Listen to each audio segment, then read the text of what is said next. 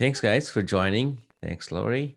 Thanks, Geng. Thanks, Mark, for being here.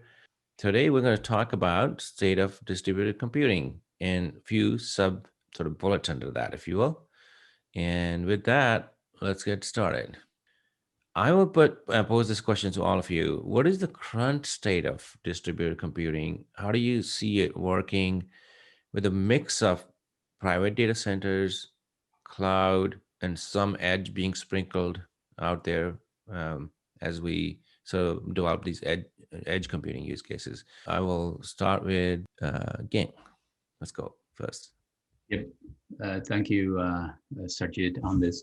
The way I look at distributed computing is that I break it mentally into three elements. One is at the infrastructure level, how the evolution is. And second is the software application architecture itself. And the third is actually the data, the evolution of the data inside of the distributed applications. So let's break it and go through one by one. So at the infrastructure level, and this deals with the maturity of cloud as a service, so in compute, in software-defined networking, storage, and so on. So that actually is progressing the most advanced one. And elastic infrastructure is available now almost anywhere if you want. So that actually is the first layer that's happening. The software evolution, the architecture evolution of the large-scale distributed application is happening as we see it now. So it evolves from yesterday's monolith into more microservices based architecture. And then the second two application architecture evolution is the emergence of APIs. So the exchange between the different components through properly defined APIs. So container-based, Kubernetes, and so on. So that's evolving. So this is actually the current majority of the state of activities happening in the application architecture evolution. The next one is actually data evolution. So how do you distribute data in a distributed application? And furthermore, when you deal with stateful applications, how the same state or the state on the same data is being replicated at a global scale with consistency, right? So, and that actually is, so that deals with global scale distributed database, middle layer that can preserve the state and so on. So that is happening, but is after the application architecture evolution. So that's loosely speaking, without touching on the vendor's specific vendor offering in each area. That's how I would characterize the state of distributed computing evolution. I think pretty apt remarks, and we will dig deeper into different facets of distributed computing and what role you guys play from F5. And you said you came from Akamai or earlier, and you have worked at Google as well. I'm talking about Geng in this, not Mark yet. So Mark, go ahead. Tell us your take on the current state of affairs, if you will. Yeah, I like the way Geng broke it down. I'll try to add a little bit of a different twist. He was much more eloquent in breaking it down into those three categories than I probably would have been.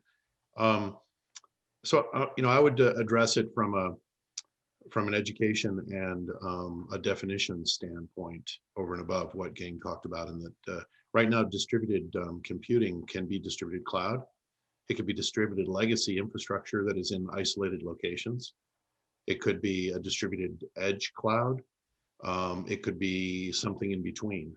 And the generically speaking, the lack of market understanding or acceptance for the fact that there isn't any one solution that's likely to permeate either private enterprise or what is more euphemistically called distributed edge, I think is one of the struggles for all of us. I think going back to some of the things that Geng pointed out as important, I think are potentially as important or more important than a pure definition, but that is, how are these infrastructures likely to be deployed? And why does challenging assumptions about how infrastructure is deployed, how is that critical? I think a purchase that F5 made recently helps companies realize that they are already challenging assumptions for what should be done to enable widely distributed infrastructure and to have it be more effectively managed. A lot of what Edgevana is doing is very similar. How do we help customers adopt solutions at a global scale with lower overhead of ownership and distribution? And distributed computing, by and large, is an ownership and operation problem as much as it is a specific technology problem, right? From a data center perspective, distributed compute, a lot of folks are saying, you know, it's either going to be cloud, or it's going to be all edge, or we don't need data centers anymore, or we need a lot more data centers. My simple perspective is that the flexibility of adoption for new technologies today, the growth of edge, the growth of leveraging of data, mean that we're likely to see a demand for data center capacity of one form or another, whether that data center is something the size of a phone booth inside of somebody's closet at the edge of a market area, or a near edge collection point, or something as big as an Amazon campus. That all of that infrastructure, and more importantly, the connectivity for it, will be even more important, which is hard to imagine. When you consider the growth we've seen in data centers over the last 10 years, it's hard to imagine, but I believe it will actually be more important and see more growth over the next 10 years than the previous 10 years. Yeah, I totally agree with you. I think pretty good remarks there. Legacy actually holds us back in many ways. Sort of financial engineering around business models, if you will, like CapEx versus OpEx, and how easy it is to get going for a new business, how we can remove the friction from the consumption of technology. Those are all valid points, Mark. Laurie, you're next. Give us your wisdom, because you traverse all areas and you talk to so many experts, and you're an expert yourself. Well, thank you. I look at it in terms of more of the consumer producer model, consumers in that sense, that right now what we actually have is more decentralized than distributed. And it's been following the consumers of the technology. Originally, right, the consumers were mostly employees. So everything was centered around the data center, and it was good, right? They could get at it. But as we started to say, hey, consumers are all of these people globally, we had to decentralize, and we started using cloud a lot for that. And it's been great at reaching broader populations. But what we've seen in the last 3 or 4 years has been an increase in those consumers, but then also expanded definition of that to include things, machines, applications that are not as mobile as perhaps previous generations. And so that need to distribute, to actually reach out and meet consumers, no matter how you define it, where they are, has become more important. And that's actually forcing that distribution out to the edge, more, not just from the application perspective, but data has become more critical, right? My data is attached to me. And I, right now, because of the pandemic, but also because of the different devices that I run, my data is more local. And that becomes very difficult to parse, to send. We're actually generating more data than we can transfer to the cloud. So we need a more distributed model that combines clouds and data centers and edge in order to be able to process the data, analyze the data, and actually deliver applications anywhere those users may be. Yeah, I think on that note, we have to touch very lightly maybe upon the need for data sovereignty. I can never say that word right. So the nationalism is on the rise, and every country wants to have their own data in their sort of country, at least, if not state or regions. So what role does that kind of sort of narrative play in where the data resides? at a macro level, and also at the sort of lower level, if you go one level down at the workload level. So how do I think divvying up the data, like where does that data sit? Like what data needs to be centralized? What data can be sitting next to the uh, devices, or the consumers, or the self-driving cars, or the gaming consoles, you name it, right? So how do we divvy up that problem? And then in the context, actually, I will give you a little more context to talk through this. The pipes are getting thicker. Our networks are getting stronger, as along with our computer is getting better, right?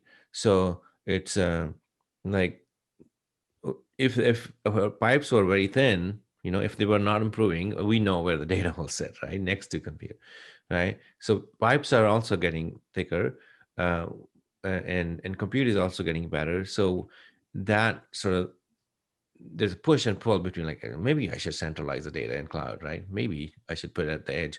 So what's your take on that, on the architectures, if you will, of the applications? How do we sort of spread that data, the data exhaust data, and or maybe intelligence needs to sit in centrally versus the functional functionality, the day-to-day stuff for applications we build in different domains? Anybody's question Well, for 12. I'll take a quick stab, just something relatively high level. It's a good question, and that question gets asked in a lot of different ways. For instance, Sarbjeet, it gets asked from the perspective of, I've got a much more powerful cell phone now. Why do I need any edge compute at all? I'll just do it all on my phone. When the reality is that you don't have to take my word for it. This is something that you could look at almost every technology throughout the course of history from a consumption technology standpoint. Is the better the consumer's technology gets, the better and bigger and faster the supporting infrastructure has to be. It never falls to the consumer like, oh, I've got a great screen, I've got a powerful thing. Well, then now, as Amazon, now as Google, now as whoever, I can actually create even bigger and better content to leverage that phone. So it never is a shrinking back end to a growing front end, in other words, right? And what that means when you think about just the phone, so all of these devices, not to mention, if you look at how many computers are actually, how many CPUs are actually in a car today, they literally can't make CPUs fast enough to keep up with demand for the CPUs required inside cars, let alone the CPUs that people are buying to do Bitcoin mining, right? And so when you think about how much that is likely to generate from a data standpoint at the edge and what kind of workload requirement that's going to be, the vast majority of that data collected will be, for better lack of a better description, single use. It'll be used right now, and it might never be used again. 95 to 99% of that data. A lot of that work will be close to real time. Maybe not 1 millisecond or 5 milliseconds, but certainly 10, 15, or 20 milliseconds will be the norm for many of these applications. So taking that data and putting it into public cloud, where one of the biggest costs are, by the way, long-term, is owning data in public cloud, especially if you've got a lot of ingress and egress charges, when in reality, the better opportunity potentially is to figure out how to leverage that data as it's collected, where it's generated, and then be done with as much of it as possible. And the other way to look at the problem or the opportunity associated with pipes, and I've had this discussion a lot, so I don't pretend to assume that my answer is right, because I've argued with a lot of other people who have a different impression. But when I look at network bandwidth, and I debate with people that know networking better than I do, I get the feeling that many of the folks that are talking about centralizing larger amounts of bandwidth and how that is easier or more cost effective than people think, I can understand that point if what they're talking about is centralizing bandwidth from a campus. The campus has centralized all of the individual points of consumption, and there's one lead from that campus back to a public cloud. How do you do that for 1 million cars in a city? How do you do that for 1 million streetlights in a city? How do you do that for 1 million people with phones in a city? the aggregation and consolidation of that data becomes a real problem. And trying to put all of that on a limited number of bandwidth connections back somewhere and or provide massive new bandwidth to all of those endpoints. Think about, there's an example I've used a bunch of times, and I don't know how much they like me using their store name, so I'm gonna just say it's a very, very large global physical infrastructure retail company. And they have thousands of stores around the world. Every one of their stores has a gigabit connection. They found very early on in their deployment of IoT and training tools, et cetera, in their stores, that they were collecting more data than they could afford to centralize. Now, if each one of those stores was 10 stores or 100 stores, then putting a terabit connection to it may be cost effective. But trying to make each one of those stores have 5 gigabit or 10 gigabit or 100 gigabit connections globally in thousands of locations is a much bigger problem than identifying 15 or 20 core backhaul bandwidth locations to add extra glass, right? So I see the distributed nature of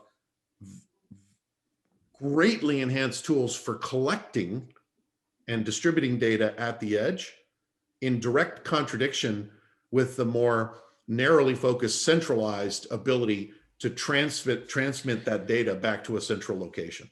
Yeah, I think the argument for the centralization is the intelligence and analytics, and then if we do distributed analytics, and then we have to merge it at some point, and then make sense of all the data. So I think that's where the argument comes in. Like, I want to mine my data, and if it's sitting in the silos, I don't know how to mine it. But you can build the tools to mine the data at the, origin, if you will, to a certain extent, and then just pass on some data from there, more intelligent data, which you have, mined from, 100% of the data, almost, like, let's say 95% of the data. So I kind of tend to disagree with you a little bit there, that 95% of the data will be just local. I think 95 from that 90%, then we need some of that data in a juicy form, if you will, to move to the central location somehow. But okay, I will let Geng go next, and then Lori can shed some light on that, because she covers she binds it all together at the end, I know. Yeah, so I'll quickly touch on this. My view on the data architecture, the evolution of the data element in the distributed computing side, is that eventually the policies, you process data where you use the example of the data sovereignty, which is more of a policy and administration regulation constraint perspective, but they are also performance related, data gravity, a large amount of data moving to where to process. So eventually I see that in the next few years, the policy to process data, where should it be processed, it will become a part of the declarative, part of the declaration of the distributed application. We have seen this in the other two dimensions already. So, and earlier I laid out that the infrastructure side component of the distributed computing, distributed application is the first one, getting more mature. Now, majority of the battleground is in the application architecture, microservices, the data being the third. If you look at the journey on the IaaS side, on the infrastructure side, now infrastructure is pretty much done in a declarative way. You don't need to know where that compute is actually physically happening, which server. You just declare, I want a virtual machine or a piece of even better serverless service. So it's a declarative as part of your application, distributed application. The microservices components, the container part is right now happening that way.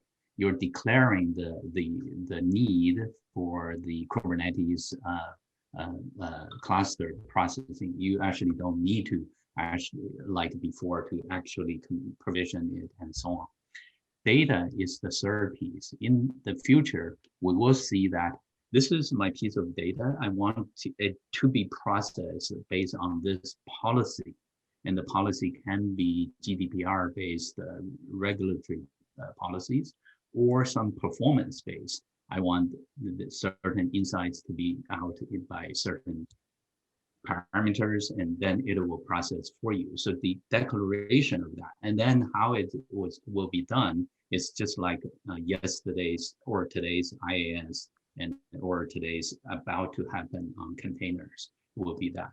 I'll give you an example of that kind of embedded declarative data policy to be part of this, what we call the Edge 2.0 or distributed computing platform in the future. Imagine this. So today, actually the Tesla's charging stations can be used as the data upload, data mart. As you park in, obviously a Tesla car generates a ton of data, and it needs to be uploaded and analyzed. So those charging stations can serve as your data mart. Imagine that imagine I drove to another country, US driver to another country. Certain data should not be uploaded there. So it's a data declaration, data policy issue. So declaring, assuming you drive south of the border to Mexico, and the charging station, the data mart there should detect this car, US car, and the certain attributes of the data generated in that car should not be uploaded. Versus a charging station in Arizona, it can upload everything. So data processing will become part of the platform's declaration, and then it will process either locally or centrally or differently in the future. So that's how I see it. And that applies to also other dimensions, data gravity, volume of the data. It has to be processed here. Then you declare it in a SLA way, then it will process accordingly. Yeah, I think we are just scratching the surface of policy-based computing. When I say computing, that means networking, that means storage, that means computing. So overarching sort of term I'm using there, I think we are doing policy-based sort of storage a lot more these days than the policy-based networking and policy-based security. And then those are the things which will follow, I think. And then the policy-based data sovereignty, as you said, I think I sort of appreciate your forward-looking sort of construct, if you will. Laurie, what's your take? There was a lot to unpack in all of that. So I'm on the side of, right, most of the data is just, you can't, right, afford to send it back and forth to a centralized cloud, not all of it, because we're not only generating data for use in an application or use in a device, but we're also generating information about all of those interactions. So at the infrastructure and the data and the application level. So we've got operational data and we've got actual transactional data, if you will. So we've got two sets of data. The transactional data is obviously important in that it tells you about the business and what's going on in the business, and it's necessary. A lot of that has to be, right, centralized if that's where you're going to actually do your data mining, because of course we don't have the compute power at the edge or in the data center generally to process the kind of data volumes that we're talking about. On the operational side, you need to be able to figure out how to apply the policies correctly if you're going to distribute it that way. Where? I mean, you're talking intelligent workload placement, basically saying what workloads with what policies can I place? In order to do that, you have to have an understanding of all the possible locations and the ramifications of what happens when you send that data out to that user in that location. And that takes a lot of analytics. It takes a lot of processing power.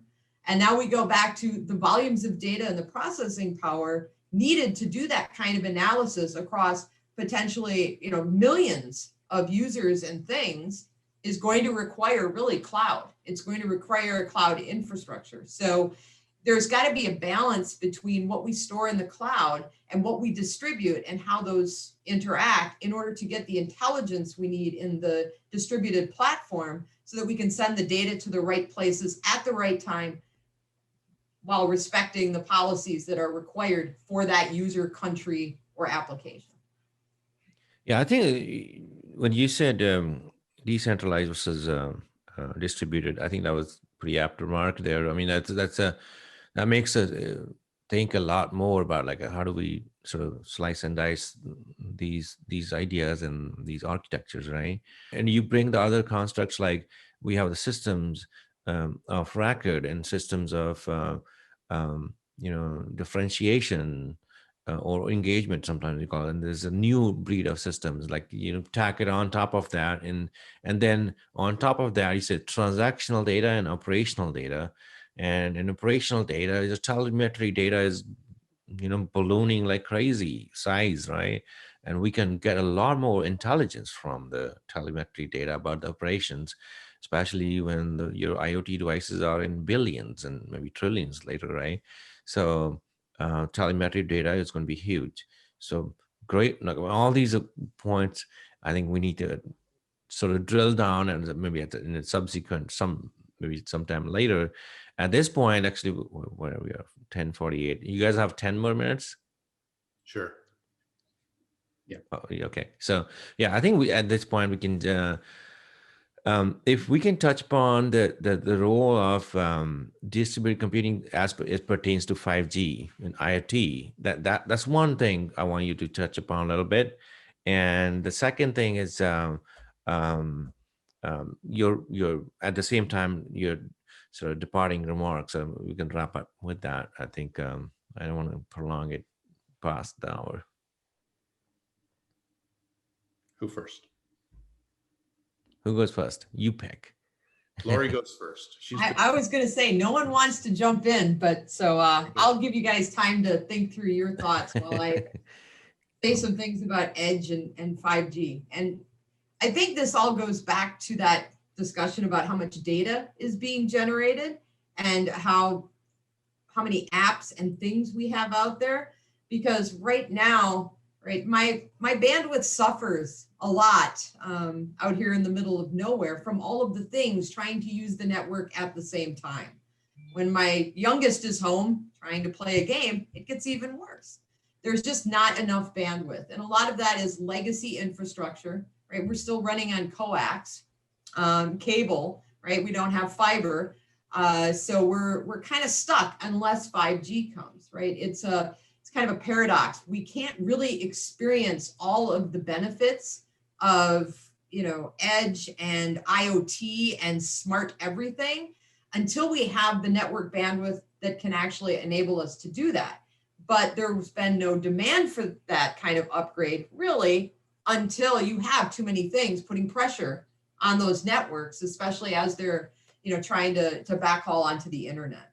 So, these two things are connected. We can't actually take advantage of Edge and put that intelligent processing at the edge, such as, right, industrial IoT has always been one of the biggest use cases for that, including 5G, especially, the middle of the ocean on an oil rig.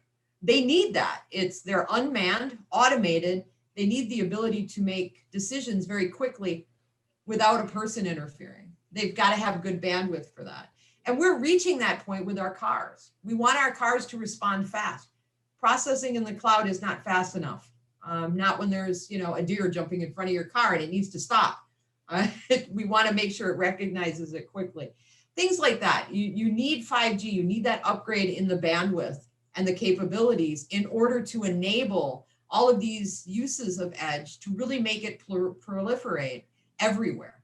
And I think that's really the promise, is it's going to push some of these cases out to a more global audience, which is going to only improve those products and generate new use cases and put more demand on the network and just create kind of this rolling, downhill effect where it's just gathering a lot of moss and going really fast down the hill. Or is that a snowball? It's not moss, it's a snowball. Generating a snowball. It's that kind of an effect once it gets going. So the two are inexorably tied. You can't pull them apart, I think. They need each other. Yeah, I would agree. If I could jump in, Sarbjeet, I would agree with everything Lori said, and just add that Edge doesn't have a minimum requirement for all of it to have 5G. There are many functions that are enabled with modern technology, compute distribution, workload distribution, that allow for significant number of edge solutions to proliferate on the market. However, that being said, data collection will continue to go up. We're to say we're scratching the surface is like saying that I painted the highways because I put 2 stripes on a 500-mile highway, right? I mean, we're not even close to scratching the surface for how much data and associated business models will be created at the edge once we start creating actual smart cities and connected corridors for vehicles, et cetera, et cetera. Having really deep engagement models for consumers at everything from the city park to the library to your local retail outlet and everything in between. And so 5G brings real value longer term because it increases the amount of bandwidth at a minimum for those local devices, and it allows for localized networking more effectively. So you have less risk of tromboning effects of network utilization from a performance and latency standpoint. And something that Geng and Lori can probably talk about a lot better than I can, the ability to manage how that bandwidth is prioritized and used means that you can do everything from stupid stuff at very low performance requirements up to a doctor doing emergency surgery in a moving car, right? Yeah, from my vantage point as a programmer for first 15 years or so, and for last about almost 15 years or 12 to 15 years in more like ops and data center and networks and all, mix of all that.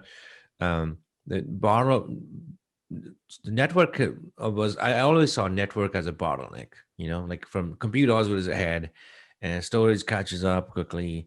But network is always like harder part, the manageability of programmability of network came first came the programmability of a compute, then it came programmability of the storage, and then it became with the Niceras of the world and others, sort of programmability of the networks. And then I think 5G gives us the slicing or programmability of the networks and changing the capacity and moving the capacity from one region to other. I mean, that's what I have read, to be honest with you. I'm not very well versed in 5G and all that stuff.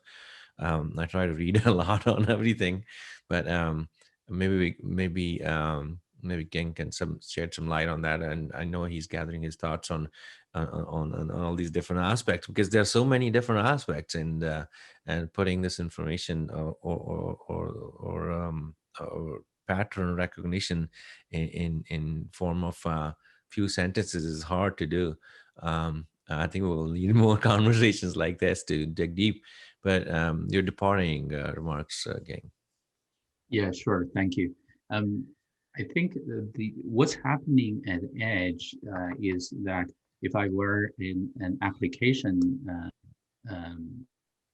had as the use cases are running on or reversely, what Edge, the new Edge can enable from an application digital service to this new Edge. One is existing wanting to expand its reach, global reach more end user and to have a consistent user experience. That can be today's B2C applications, cards introducing worldwide with consistent experience, or even the early generation of internet services, YouTube, so maintaining a consistent user experience. So those existing applications more to the more scale with consistency and predictive inference. That's one type. But increasingly, with the edge themselves getting robust, 5 is the major push to that. It actually generates a new set of applications, which is more edge dominated. So if you have IoT style applications, Industry 4.0, the technology and the operation, the IT and OT are merging. And those kind of applications, then the current generation of applications pushing to the edge, reaching more users. So to me, the 5G, what 5G will enable, the biggest potential is the next wave of IoT style applications where the edge user experience taking the center stage. Self-driving cars, they will communicate to each other and without necessarily involvement from cloud, resolve a lot of intelligence exchange among them. Think of other Industry 4.0 scenarios. A lot of both intelligence and operations and data will happen. And so to me, it is partially a network infrastructure, but 5G also means a lot of computing, a lot of pieces we mentioned, application construct at the edge and the data and the edge as well. So with 5G from a carrier perspective, the beginning of this very rich environment, the first layer of it. I think the spread of edge will give birth to new architectures application architectures where we need to keep the data closer to the consumers of the data and producers of the data at the same time, and just move bare enough data, bare minimum data, what we have to or need to the central places, like we used to do in the distributed applications when we client server to the next version of distributed applications. And the goal used to be, I was told as a developer, like never send any data you don't need to ever, like just minimum over the network, reduce the network sort of bandwidth needs. I think that will still apply because the amount of data we will produce at the through the devices, it's so big. So with that, I appreciate your time, and we'll dig deeper later at deeper level. I mean, you guys have tons of experience from F5 to Akamai to SRE to Cisco to from all three of you, different 10 years, different your proximity and your vantage point from different angles. You can bring a lot more know-how to our listeners and viewers and practitioners to think through some other constructs of computing and how we progress forward. Yeah, with that, thank you very much. Appreciate it. Thank you.